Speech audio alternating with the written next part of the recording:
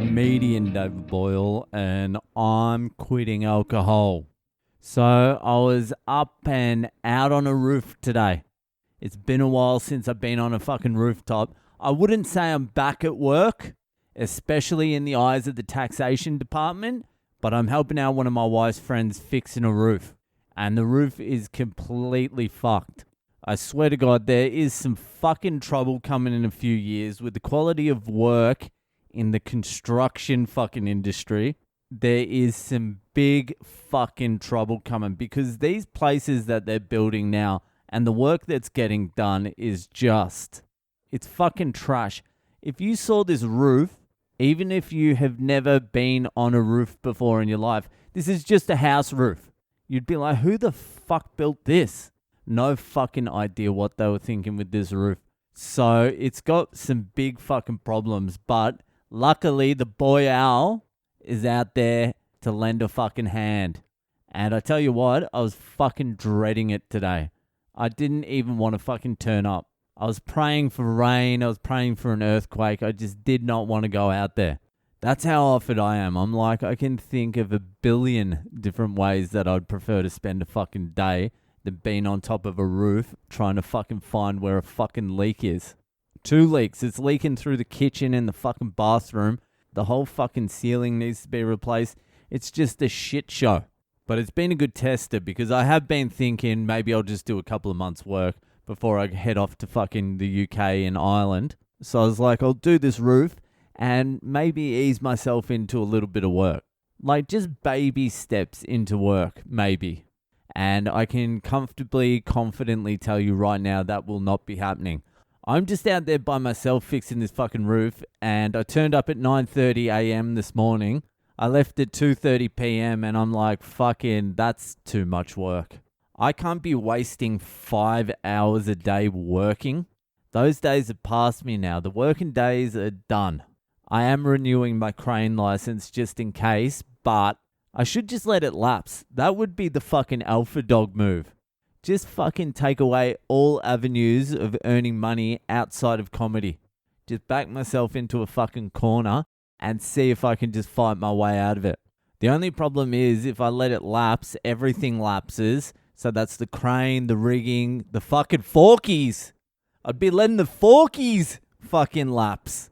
So it's like 10 grand worth of licenses that I would have to redo, which I'm never going to redo if I let it lapse. But I hopefully never have to use the fucking licenses again, ever, for any fucking reason. I remember towards the end of the crane operating before I retired, I should really go back and listen to the podcast from those days whenever I feel like I should go to work. Because I remember back in the end of the fucking crane operating days, I was not fucking mentally there at all. I was struggling to turn up for 1 day a week. And I remember I got to one job. I hadn't worked in like 8 days or something. I think it was the last day I ever worked. They saw the enthusiasm. I hadn't worked for 8 days. And I turned up to a job in the crane in the morning. And I thought it was just going to be a morning job. And then they're like, oh, we just got to go around to this other one. I'm like, oh, I thought it was just going to be like morning. And he's like, what are you talking about? We usually work all day. And I'm like, yeah, but I fucking, I checked out about 3 months ago. And I think I left early from memory. And then I think they called maybe once, 2 weeks later. They're like, do you reckon you can fucking come out and do a job? And I'm like, well, how long is it? How many days? Is it like, what's going on? And I think he could hear I wasn't keen. And he's like, hold on, I'll give you a call back soon. That's how I remember it. I was not keen. Just like I'm not keen now. But I've only got like 2 days left on this fucking job. But tomorrow there's meant to be like a fucking Arctic blast or some shit like that. It's meant to be like 1 degree and gale force winds. If I'm not fucking 100% convinced about never working again today, then tomorrow it's gonna fucking stomp down. It's gonna go to 110. Oh, I've got to go to the fucking hardware store in the morning. I was meant to go after work today, but I was like, nah, I'll fucking do it in the morning. What's the difference? I'll just turn up at 10:30 or some shit. Anyway, I know how you people feel on Mondays now. It's brutal. It was a fucking brutal day at work. I think effectively I worked about an hour and a half today. Mentally, it felt like 12 and a half hours though. Anyway, let's just move on to Ask Boyle. It's Ask Boyle time. So we got a couple of Ask Boyles today. The first Ask Boyle comes from Dave Maycock. Fucking cocky over there in England. So Cocky asks, in light of the recent spate of attacks on comedians on stage, are you worried you will be next? And what would you do?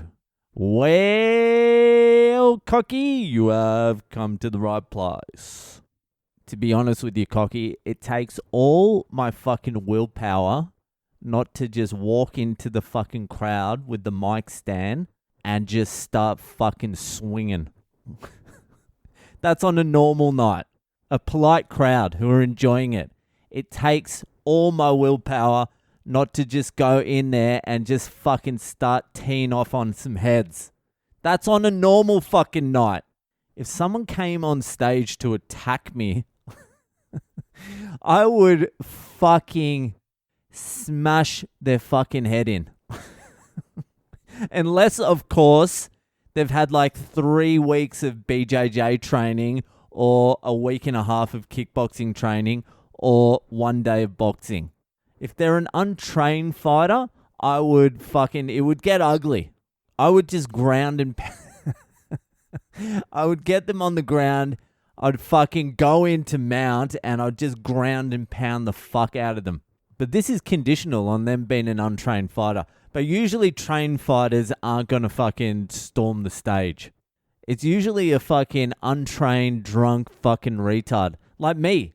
It's just a version of me charging the stage. And I think I should get my fucking ass kicked if I charge the stage.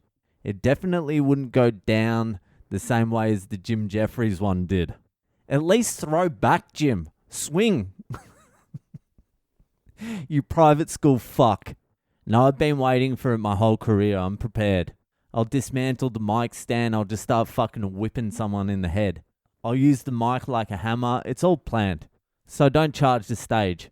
Don't worry about it. It would be the best fun I've had on stage in years. Anyway, Cocky, thanks for the fucking question. And I'll just do this next one. It actually came in as I was looking through my emails to do the fucking Ask Boyle, so I'll fucking just do it. So the next Ask Boyle comes from Brandon in... It doesn't say where. It's just fucking Brandon. So this is what Brando has to say. So I've been toying with the idea of sobriety for a bit. The only thing I'm scared of is losing all the people who are closest to me because alcohol is such a staple in our relationships. Like my co-workers, my family, my friends. When you quit, were you scared? Because I am. I feel like I'll lose myself and who I am to my peers. Well, Brando, you have come to the right place. I have covered this in previous episodes. You're going to end up with like 1 or 2 friends. It's just the way it is, unfortunately. Those 2 or 3 friends will be fucking rock solid though, but everyone else is going to drop off pretty fucking quickly. If your relationship is built around boozing, then it's no longer going to be functional. You'll get invited to come along drinking with your mates who are still drinking for like the first 2 months because they still think you're going to crack. But once they realize you are not going to crack, then you stop getting invited. But the thing is, it's not really a friendship if the only thing holding you together is the booze. It's just false. It's a fake friendship. Was I scared of like losing friends and what they thought of me? What other people would think of me after I quit? Yeah, definitely. Probably is one of the big things that prevents you from quitting earlier. Is like, well, what is everyone going to think? How am I going to operate in the world? What are my friends going to think? Am I even going to have any friends? It's all bullshit. It's all just your ego trying to fucking cling on. Just let it go. No one deep down fucking cares. You have to do what's right for you. This is what I was saying to someone the other day. I forget who. They were worried about what people might think of them. And I'm like, people aren't thinking about you at all, unfortunately. No one really thinks about anyone else. This is how your mind works. If you're in a social fucking situation, nothing in particular happens. You go home, you replay that social situation in your head, but you don't care what the other people are saying. All you replay in your head is what you said, and you just go over and over that a million times, and then you try and predict how the other people in that social situation may have been thinking about you at the time. So everyone's doing that. Everyone's just thinking how they might have looked in a certain situation. No one's going home and thinking about anyone else. No one's thinking about anyone. Trust me. They're not. Once you fucking realize that, you are free. Ask anyone who has an injury if people care. They care very superficially. Like my mate Cal, he has a degenerative neck issue and he's had it for ages. And you can see in his face, he's in this fucking pain all the time. And I'm like, why don't you complain about it? And he's like, I did for the first 2 years. I never stopped complaining about it, but no one gave a fuck.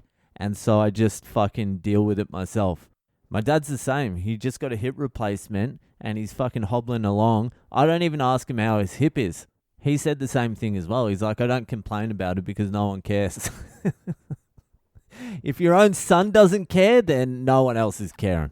But that's just how it is because everyone's operating in ego. You can see the people who aren't operating in ego because they genuinely care. And those are the people that are going to remain your friends. The two people that operate from their heart with you, not their ego. And you only really have like 2 or 3 of them. So just do what you need to do, mate. Let the chips fall where they may. And don't worry about what other people think because they're not really thinking about anything besides themselves. Not even in a selfish way either.